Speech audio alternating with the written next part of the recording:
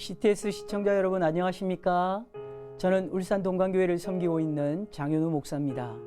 오늘은 약속을 붙들고 기도하라는 제목으로 함께 은혜를 나누고자 합니다. 그의 사환에게 이르되 올라가 바다 쪽을 바라보라. 그가 올라가 바라보고 말하되 아무것도 없나이다. 이르되 7번까지 다시 가라. 7번째 이르러서는 그가 말하되 바다에서 사람의 손만한 작은 구름이 일어나나이다.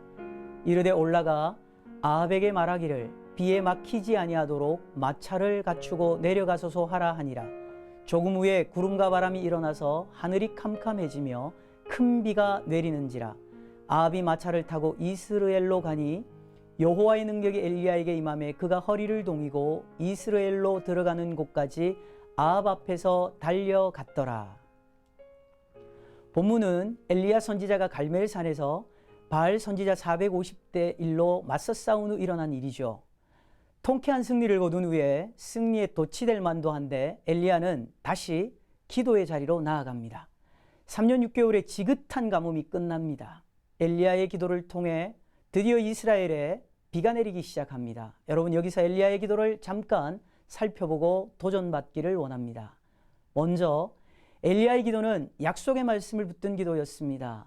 본문을 보면 비가 내릴 만한 그 어떤 징조도 없었고 아직은 비가 내리도록 기도를 시작한 시점도 아니죠.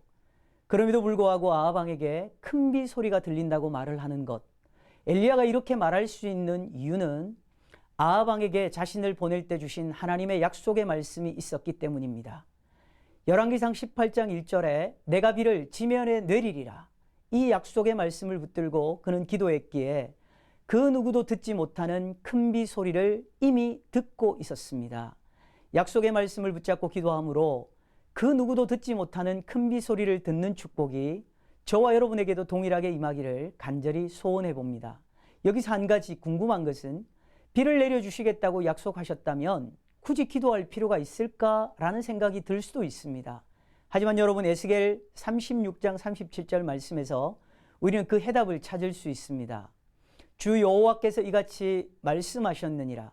그래도 이스라엘 족속이 이같이 자기들에게 이루어 주기를 내게 구하여야 할지니라. 이스라엘을 회복시키실 것을 약속하셨음에도 불구하고 그것이 이루어지도록 내게 기도하라는 겁니다. 여러분, 하나님의 약속은 언제나 기도를 통해서 이루어진다는 사실을 기억해야 합니다. 또한 엘리야의 기도는 포기함이 없는 인내의 기도였습니다. 엘리야가 엎드려 기도하자마자 소낙비가 쏟아진 게 아닙니다. 처음엔 아무것도 보이지 않았습니다. 그러나 실망하지 않고 다시 기도의 자리에 엎드리기를 6번을 반복해 보았지만 여전히 비가 내릴 징조가 보이지 않았습니다. 이 정도쯤 되면 포기할 만도 한데 그는 끝까지 기도합니다. 7번째 드디어 바다에서 손만한 작은 구름이 일어나는 것을 보고합니다. 보잘것없는 작은 것을 통해 큰 일을 행하시는 하나님을 믿기에 끝까지 포기하지 않고 기도했을 때 큰 비가 쏟아지기 시작했습니다. 사랑하는 여러분의 기도 생활 가운데도 이런 은혜의 소낙비가 쏟아지기를 주님의 이름으로 축복합니다. 아무리 기도해도 기도의 응답이 보이지 않을 때도 있죠. 그러나 그것은 거절이 아닙니다. 다만 우리가 바라는 것이 아닌 하나님의 것으로 우리가 바라는 때가 아닌 하나님의 때에 주시겠다는 거죠.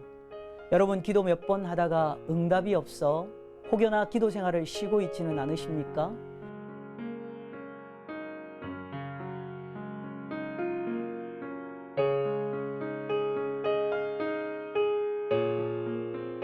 엘리사는 나아만 장군에게 요단강에 가서 7번 씻으라고 했고 말씀대로 순종해서 고침을 받았습니다. 여러분이 7은 완전수이며 또한 완전한 순종을 의미합니다. 낙심하지 말고 끝까지 인내하며 우리는 기도해야 합니다. 사랑하는 시청자 여러분, 하나님의 때가 되면 반드시 응답하십니다.